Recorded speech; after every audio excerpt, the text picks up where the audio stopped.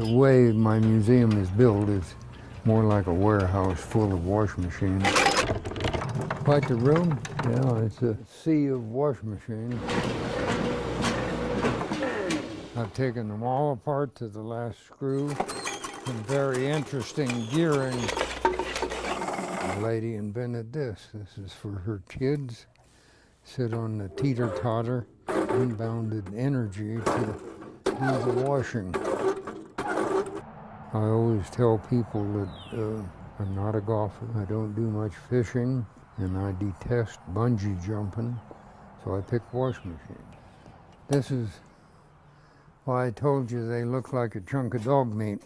This is what the machines look like when you find them. See, that's all rotted. It's a lot of fun. You take this machine, it'll take you about a week full time. It's all good stuff.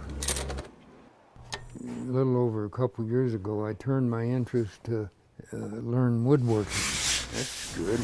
Get them smooth. There's just myriad patents of the old machines.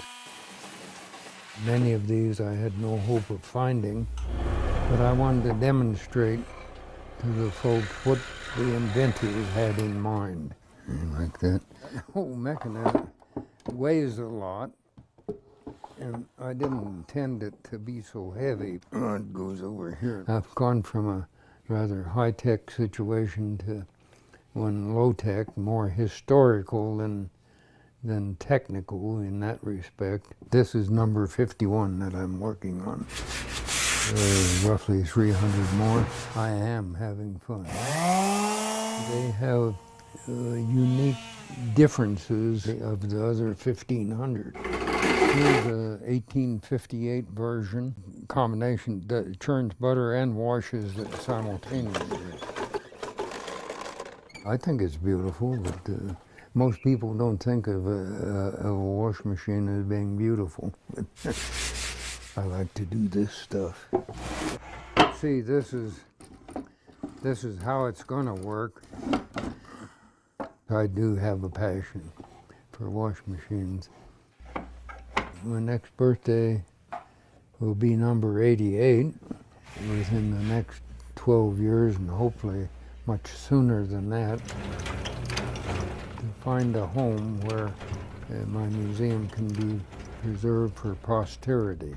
There's too much to see.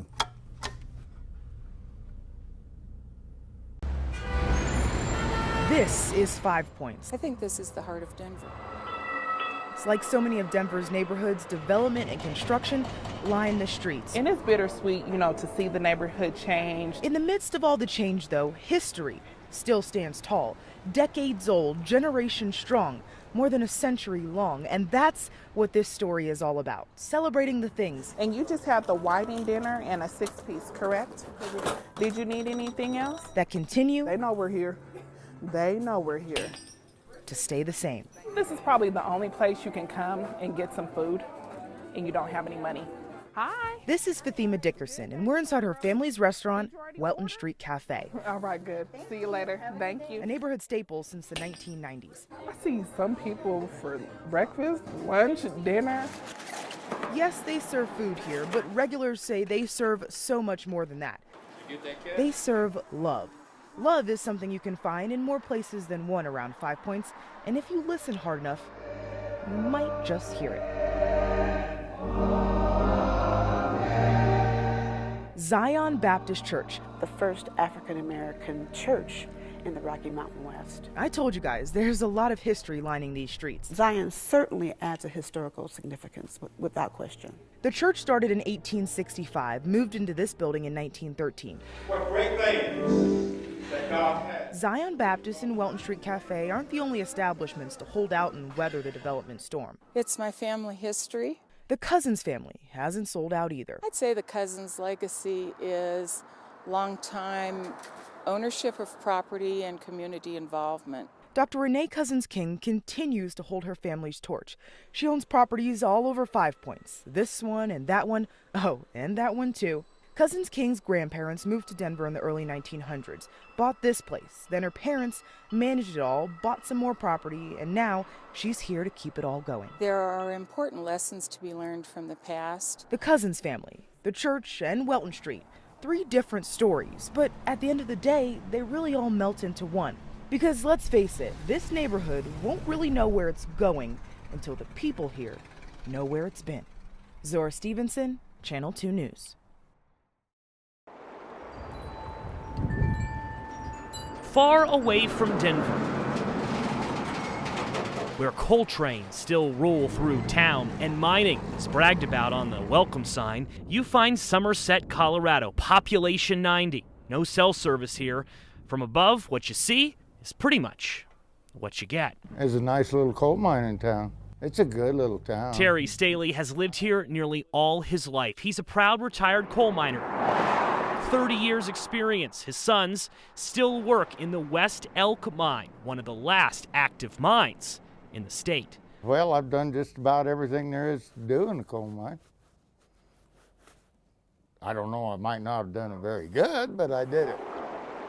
While this part of Colorado is no doubt beautiful, it's also the heart of Trump country. Everybody here was coal miner. People like Staley voting for the president because of his commitment to coal. He seems to be backing it up. If we'd had Hillary, these mines, all of them would have been closed by now. While the nearby mine has only hired a few people since the president's election, there's no question these Coloradans feel protected. Trump has already eliminated some restrictions, like getting out of the Paris Accords and rolling back the Clean Power Plan, policy Staley believes hurt mining. They were nitpicking us to death. This is where I live. This is my home. But for those who live here who care about the environment more than coal, there's a worry the president is giving false hope. Not really fond of the guy. Shannon Black says, yes, the mine is important, but will it really be Somerset's future? There's been no serious talk of reopening other mines nearby, like Bowie, and the town still struggles to have drinking water. And I can't drink the water myself. We don't even give it to our animals. Still, however, for all the uncertainty this past year has given Coloradans in this place for the first time in years, miners have hope. Oh yeah, oh yeah. Hope that the town's only industry is here to stay, and that those trains will keep rolling by. We have to have coal and we have to have oil. And without it, there's going to be a lot of people that's awful cold in the dark, I'll tell you that.